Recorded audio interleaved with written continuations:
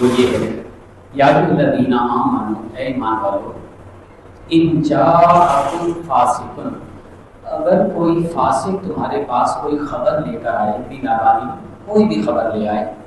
فتبینوا، تو تم تحقیق ضرور کر لیا کرو۔ دیکھیں یہ آیت مبارکہ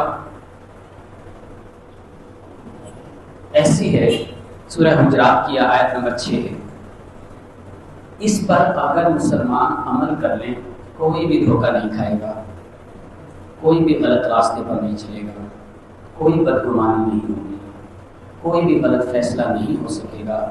اور مسلمانوں کے اندر جو آپس میں نفرتیں پیدا ہوتی ہیں یہ نہیں ہوں گی، بلکہ مسلمانوں میں آپس میں پیار، خلوص، محبت، چاہت برقرار رہے گی۔ اس آیت مبارکہ میں کیا ہے؟ اس آیت مبارکہ میں سب سے پہلے ایمان والوں کو خطاب کیا گیا،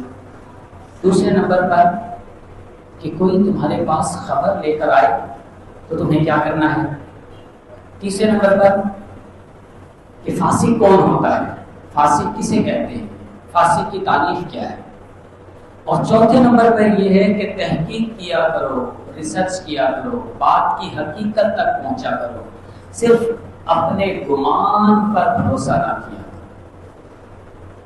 اس میں دیکھیں یہ تین چار باتیں ہیں، یہ تین چار باتیں ایسی ہیں جن کو مسلمان چھوڑ چکے ہیں، بھلا چکے ہیں،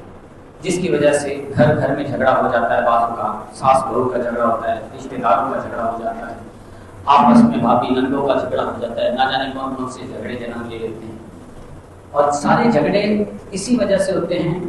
کہ ہم اصل حقیقت تک نہیں پہنچ پاتے، ہم کسی چیز کی تحقیق اور ریسرچ نہیں کرتے۔ اگر یہ ہمارا ذہن بن جائے کہ ہمیں جس چیز پر گمان ہے اس کی تحقیق کریں تو انشاءاللہ امید ہے سارے وسوسے۔ شیطان کیا کرتا ہے ہمارے ساتھ؟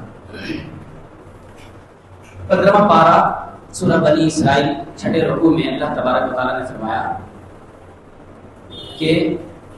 شیطان نے کہا کہ تو مجھے مہلت دے، میں تیرے بندوں کو پیس ڈالوں گا۔ پیس یہ لفظ استعمال ہوا ہے جو اردو میں ترجمہ میں کر رہا ہوں، عربی میں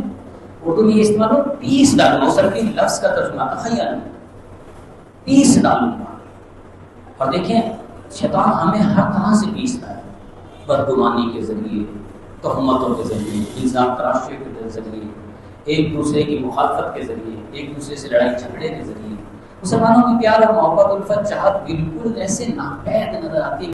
تو ہمارے معاشرے میں بگاڑ پہلے اتنا زیادہ سوشل میڈیا نے بگاڑا، میڈیا نے بگاڑا، شیطان تو اصلی ابدی دشمن ہے ہی ہمارا۔